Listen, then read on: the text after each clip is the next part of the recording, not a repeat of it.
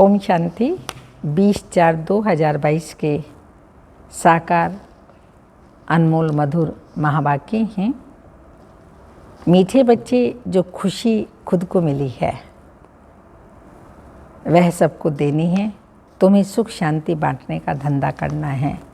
कोई अच्छी दुकान पर जाते हैं, अच्छा कपड़ा मिलता है और सस्ता मिलता है तो सब लोगों को बोलते हैं ना वो दुकान बहुत अच्छी है। और हमको यहाँ पर बाबा ने खुशी दी है तो हमारा फर्ज बनता है, कर्तव्य बनता है और आत्माओं को भी खुशी बांटना। ये धंधा है हमारा। क्वेश्चन, तुम बच्चों को इस बेहद ड्रामा की हर सीन बहुत पसंद है, क्यों? है सबको पसंद या बाबा ही कह रहे हैं? अच्छा है तो क्यों है? सुनिए। क्योंकि स्वयं क्रिएटर को यह ड्रामा पसंद है। स्वयं शिव बाबा को ये पसंद है। जिससे प्यार होता है तो भक्त दुनिया में भी गीत गाते हैं, जो तुम्हें पसंद वो मुझे पसंद है। तुम दिन को दिन कहो या रात कहो, हम रात कहेंगे, कुछ इस प्रकार का गाना है। तो क्योंकि ये ड्रामा बाबा को पसंद है जो क्रिएटर हैं। जब क्रिएटर को पसंद है तो बच्चों को भी अवश्य पसंद होगा। तुम किसी बात में भी नाराज़ नहीं हो सकते। बाबा कह रहे कभी भी किसी भी बात पे नाराज़ नहीं हो सकते। देख लीजिए अपने आप को। तुम जानते हो ये दुख सुख का नाटक बहुत सुंदर बना हुआ है। इसमें हार जीत का खेल चलता रहता है, इसे खराब कह नहीं सकते। दिन भी अच्छा तो रात भी अच्छी, आदि आदि। इस ड्रामा में जो भी पार्ट मिला हुआ है उसे खुशी से बजाने वाले बहुत मज़े में रहते हैं। इस बेहद नाटक की नॉलेज का सिमरन करने वाले सदा हर्षित रहते हैं और बुद्धि भरपूर रहती है। गीत हमारे तीर्थ न्यारे हैं। बाबा ने 2-3 दिन पहले कहा है कि जितने भी सेंटर्स हैं ये आपके तीर्थ हैं। तो सेंटर्स पर भी हम चक्कर लगाते हैं तो समझो तीर्थों पर जाते हैं, इसलिए बाबा ने कहा तुम्हारे तीर्थ न्यारे हैं। वैसे तो जीवन एक यात्रा है और हमारा सबसे बड़ा तीर्थ है परम धाम और मधुबन। ओम शांति। वास्तव में स्कूल में कोई गीत नहीं गाए जाते, ये पाठशाला है, फिर भी यहाँ गीत क्यों गाए जाते हैं? सतयुग में तो यह गीत आदि नहीं गाए जाते। अभी हम लोग बैठे हैं संगम पर, इसलिए भक्ति और गीतों आदि को लेकर उसका अर्थ समझाते हैं। मनुष्य तो अर्थ समझते ही नहीं।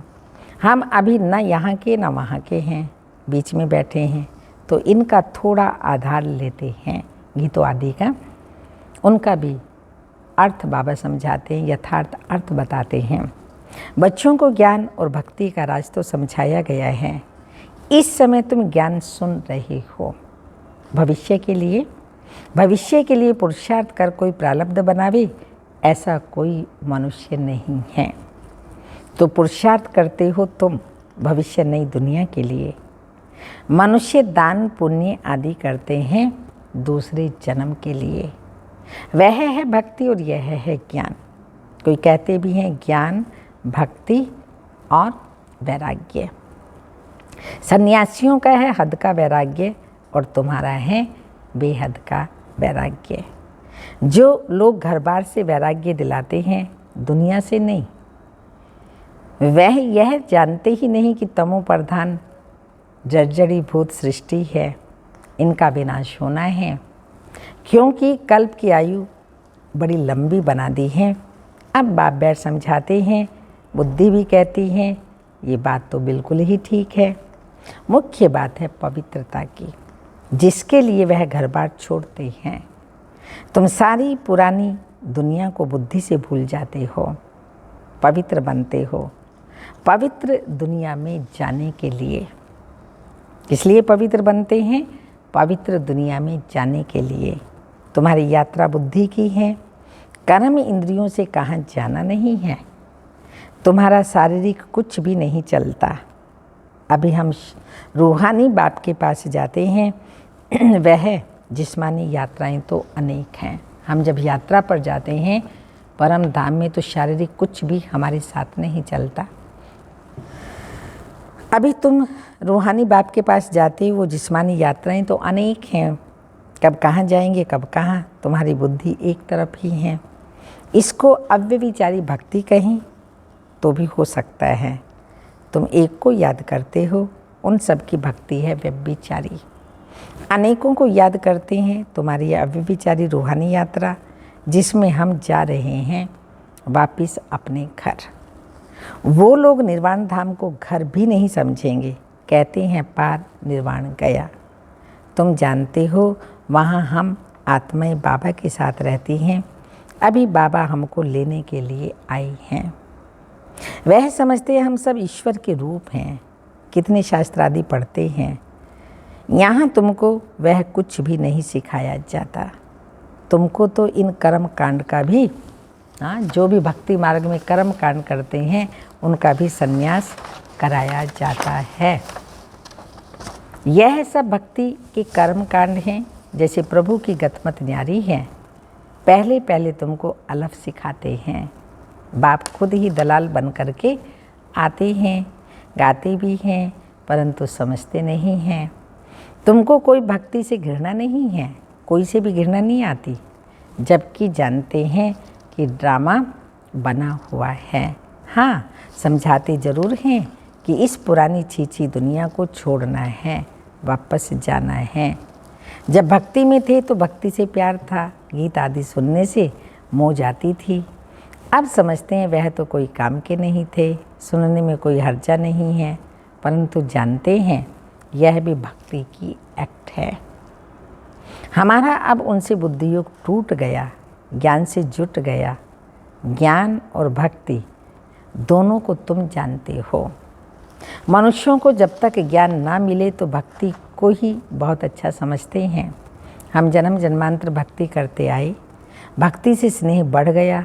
अब हमारी बुद्धि में है ये दुख सुख हार जीत का बना हुआ ड्रामा है, तो उन पर रहम आता है। क्यों ना उन्हों को भी रचयिता और रचना का ज्ञान मिल जाए, तो बाबा का वर्षा पा सकें।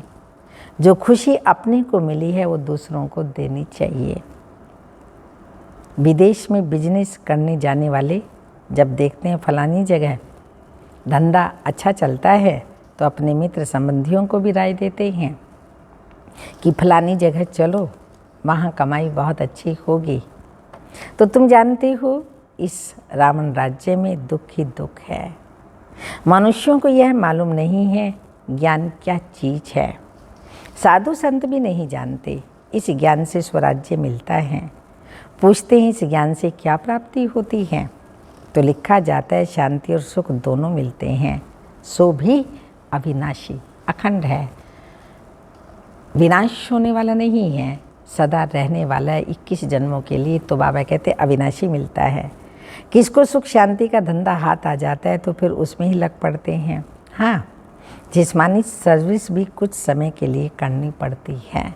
सत्संग का टाइम भी सुबह और शाम होता है। दिन में अपना कारोबार करो, जो भी धंधा है वो करो शारीरिक आजीविका के लिए। माताओं को घर का बंधन रहता है, उन्हों के लिए फिर दिन का टाइम रखा जाता है। सुबह का टाइम सबसे अच्छा है, फ्रेश माइंड होता है। जो सुनते हो उनको फिर धारण कर उगाड़ना है। दुनिया में ये किसी को भी मालूम नहीं है कि निराकार परमात्मा भी पढ़ाने आते हैं। भगवानों वाच्य, तुमको राजयोग सिखाकर नर से नारायण बनाता हूँ। ये योग बड़ा नामी ग्रामी है। मनुष्य विनाशी धन का दान पुण्य करते हैं तो राजाई घर में अच्छा जन्म लेते हैं। यहाँ तो तुम 21 जन्म का वर्षा पा रही हो। तुम सब कुछ दान करते हो 21 जन्मों के लिए। फिर कोई भी पद पाने के लिए पुरुषार्थ नहीं करना पड़ेगा, पद फिक्स हो जाता है। अभी तुम अपना वर्षा बाप से ले रही हो, इसलिए बाबा कहते हैं अच्छी रीति पढ़ो। 21 जन्मों की कमाई है, 21 जन्मों के लिए वर्षा पा रहे हैं, इसलिए अच्छी रीति पढ़ो। तो जन्म जन्मांतर राजा बनो। पहला जन्म मिलेगा ही ऊंच, प्रजा को भी ऊंच मिलता है। राजाई में दास दासियाँ आदि सब चाहिए। जितना पढ़ेंगे महादानी बनेंगे, उतना ऊंच पद पाएंगे। बाबा भी महादानी हैं, सबको साहूकार बना देते हैं, सुख और शांति का वर्षा देते हैं। तो पहले पहले सुख में ही आते हैं। सभी सुखी रहते थे, क्योंकि पहला समय सतो प्रधान, फिर रजो, फिर तमो में आते हैं। उनका पार्ट अपना और हमारा पार्ट अपना है। जो इस धर्म के हैं उनका ही सैपलिंग लगता है। तुम जब संपूर्ण बन जाएंगे तो झट जान जाएंगे कि यह हमारे धर्म का है व नहीं। तुम बच्चे सबको समझाते हो कि बाप नई दुनिया रचते हैं, तो भारत को ही वर्षा मिला था फिर गुम हो गया। ड्रामानुसार वर्षा लेना भी है तो गंवाना भी है, ये चक्र चलता रहता है। इस समय हमने वर्षा गंवाया, अब फिर से ले रहे हैं। लक्ष्मी नारायण के राज्य का किसी को भी पता नहीं है, इसलिए पूछा जाता है कि लक्ष्मी नारायण को ये राज्य कब और कैसे मिला। जैसे उन्होंने कृष्ण को आगे रख लक्ष्मी नारायण को गुम कर दिया, और हम फिर लक्ष्मी नारायण को आगे रख कृष्ण को गुम कर देते हैं। लक्ष्मी नारायण तो हैं ही सतयुग के, नारायण बच्चे तो हो ना सके, तो बाप कहते हैं मैं आता हूँ संगम युग पर। लक्ष्मी नारायण ने जरूर आगे जन्म में संगम पर राज्य लिया। लक्ष्मी नारायण ही 84 जन्म भोग अब अंतिम जन्म में हैं, ब्रह्मा और सरस्वती। लक्ष्मी नारायण को भी राज्य देने वाला जरूर कोई होगा ना, तो भगवान ने दिया। शिव बाबा राज्य देता है जो अभी दे रहे हैं। इस समय तुम बिल्कुल ही बैगर हो, फिर प्रिंस बन जाते हो। प्रिंस का तो जरूर राजा महाराजा के पास जन्म होगा। अभी तक भी कोई अच्छे अच्छे राजाएं हैं जिनका प्रजा पर बहुत प्यार रहता है। अभी तुम जानते हो हम राजयोग सीख रहे हैं, जिससे हम राज्य भाग्य पाते हैं।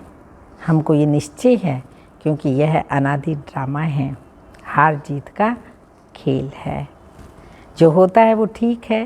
क्या क्रिएटर को ड्रामा पसंद नहीं होगा? जरूर पसंद होगा।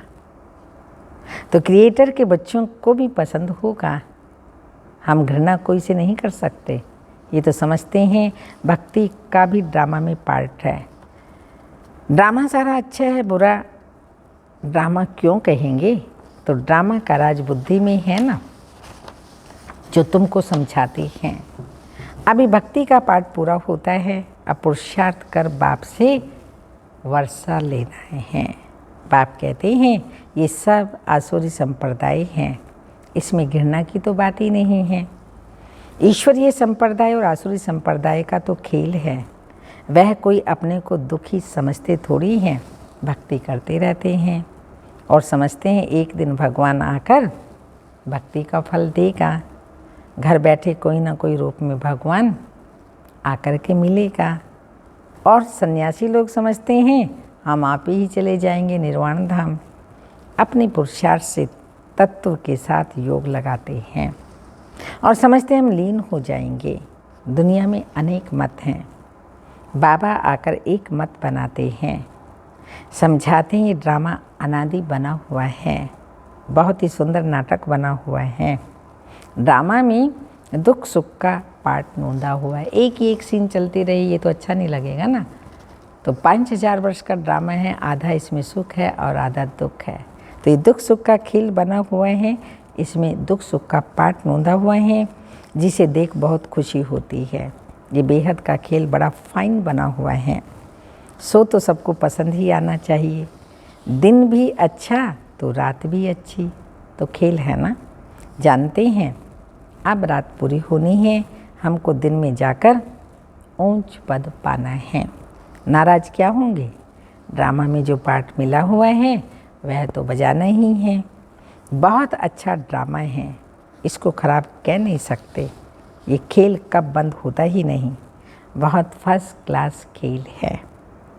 इनको जानने से बुद्धि भरपूर हो गई। जैसे बाप नॉलेजफुल, वैसे बच्चे भी नॉलेजफुल हैं। कितना समय सुख कितना समय दुख पाना है ये भी तुम सब जान गए हो। तब तो कहते हो वाह प्रभु तेरी लीला। प्रभु की रचना जरूर अच्छी ही होगी, उसको खराब कौन कहेगा। ड्रामा में जो पार्ट हुआ है वो तो बजाना ही है। ये खेल कभी बंद होना ही नहीं।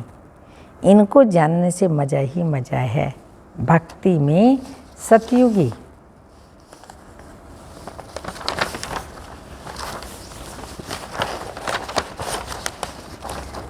राजाई का पता ही नहीं। भक्ति में नहीं मालूम होगा कि हम सतयुग त्रेता में राज्य करके आए हैं। सतयुग की राज्य में फिर भक्ति का पता नहीं रहता। भक्ति में भी कितने सुंदर गीत गाते हैं, प्रभु तेरी लीला विचित्र है, ये तुम बच्चे ही समझ सकते हो, और कोई इस लीला को जानते ही नहीं। बाबा से हमको कितना वर्षा मिलता है। सारा दिन बुद्धि में ख्याल चलना चाहिए, कैसा वंडरफुल खेल है, वंडरफुल इसकी समझानी है, बाप की लीला कितनी अच्छी है। तुम इस बेहद के नाटक को जानते हो, फिर जो पद मिलता है उनको भी देख हर्षित होते हो। मनुष्य नाटक देख खुश होते हैं ना, वह वैरायटी नाटक होते हैं, यह एक ही नाटक है। इस नाटक को जानने से हम विश्व के मालिक बन जाते हैं। कितनी वंडरफुल बात है, बाप द्वारा तुमने ही जाना है। इन बातों में रमण करना पड़ता है। ग्रस्त व्यवहार में रहते 2-3 घंटा निकाल वो नाटक देखकर आते हैं ना। वह भी किसी से पूछा जाता है क्या है तो बुद्धि में बैठ जाता है। वैसे यह भी बेहद का नाटक है, ये क्यों भूलना चाहिए। इस चक्र की स्मृति तो बिल्कुल सहज है, इसको और कोई नहीं जानते। तुम बुद्धि से जानते हो और फिर दिव्य दृष्टि से देखते भी हो। आगे चल और भी बहुत सीनरियाँ देखेंगे। अच्छा, मीठे मीठे सिक्के लदे बच्चों प्रति माता पिता बाप दादा का याद प्यार। Good morning, diamond morning. रूहानी बाप की रूहानी बच्चों को नमस्ते। हम रूहानी बच्चों की रूहानी माता पिता बाप दादा को याद प्यार। गुड मॉर्निंग, डायमंड मॉर्निंग, ओम नमस्ते। धारणा के लिए मुख्य सार हैं, बाप समान महादानी बनना है, सबको सुख शांति का वर्षा देना है, ज्ञान को धारण कर फिर उगाड़ना है। जैसे गाय है, घास खाती है, जुगाली करती है, अगर जुगाली नहीं करती तो बीमार माना जाता है। तो बाबा हम बच्चों को भी ज्ञान घास देते हैं, हम सब भी गम में हैं। तो बाबा कहते इसको सुनकर के फिर मंथन करना है, चिंतन करना है। अगर मंथन चिंतन नहीं करेंगे तो धारणा कैसे होगी, और धारणा नहीं है तो कोई ना कोई माया की बीमारी आ जाएगी। हम बीमार तो हो नहीं सकते, इसलिए स्वचिंतन करो, इस ज्ञान का चिंतन करो। सेकंड पॉइंट है, बेहद नाटक को देख सदा हर्षित रहना है। प्रभु की लीला और ये ड्रामा कितना विचित्र है, इसका सिमरन कर मजे में रहना है। वरदान है, पुरुषार्थ के साथ योग के प्रयोग की विधि द्वारा वृत्तियों को परिवर्तन करने वाले सदा विजयी भाव। पुरुषार्थ धरनी बनाता है, वह भी जरूरी है, लेकिन पुरुषार्थ के साथ साथ योग के प्रोग्राम से सबकी वृत्तियों को परिवर्तन करो तो सफलता समीप दिखाई देगी। दृढ़ निश्चय और योग के प्रयोग द्वारा किसी की भी बुद्धि को परिवर्तन कर सकते हो। सेवाओं में जब भी कोई हलचल हुई तो उसमें विजयी योग के प्रयोग से ही मिली। कोई भी हलचल, कोई भी यज्ञ में विघ्न आया है, किसी भी प्रकार का बड़े से बड़ा भी, तो अनुभव यही कहता है कि योग से ही विजय प्राप्त की है। कोई भी बात गुलजार दादी जी के पास लेकर के जाते थे तो दादी जी यही कहते थे कि योग की कमी है, योग को और बढ़ाओ, योग से सब ठीक हो जाएगा। तो किसी की बुद्धि को योग से परिवर्तन कर सकते हो। सेवा में जब भी कोई हलचल हुई तो उसमें विजय योग के प्रयोग से ही मिली। इसलिए पुरुषार्थ से धरनी बनाओ, लेकिन बीज को प्रत्यक्ष करने के लिए योग का प्रयोग करो, तब विजयी भाव का वरदान प्राप्त होगा। स्लोगन, सेवा द्वारा पुण्य की पूंजी जमा करने वाले ही पुण्य आत्मा हैं। सेवा द्वारा पुण्य की पूंजी जमा करने वाले ही पुण्य आत्मा हैं।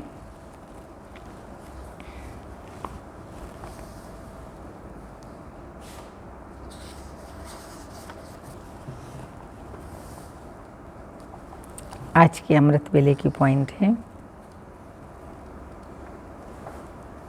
त्रिकालदर्शी अर्थात आदि, मध्य सॉरी, सफलता का तिलक। भाग्य विधाता बाप आज्ञाकारी बच्चों को रोज अमृत वेले सफलता का तिलक लगाते हैं। बाप रोज सभी सेवा केंद्रों पर आज्ञाकारी बच्चों को सफलता का तिलक लगाने के लिए चक्कर लगाते हैं। अगर बच्चे सोए हुए हैं तो उनकी गफलत है। जैसे दिवाली पर जगह जगह ज्योति जगाकर रखते हैं, सफाई भी करते हैं, आह्वान भी करते हैं, वहाँ लक्ष्मी का आह्वान करते हैं, यहाँ लक्ष्मी के रचयिता का आह्वान है। तो ज्योति जगाकर स्वस्थता से बैठो तो बाप भी आएंगे। अच्छा, ओम शांति।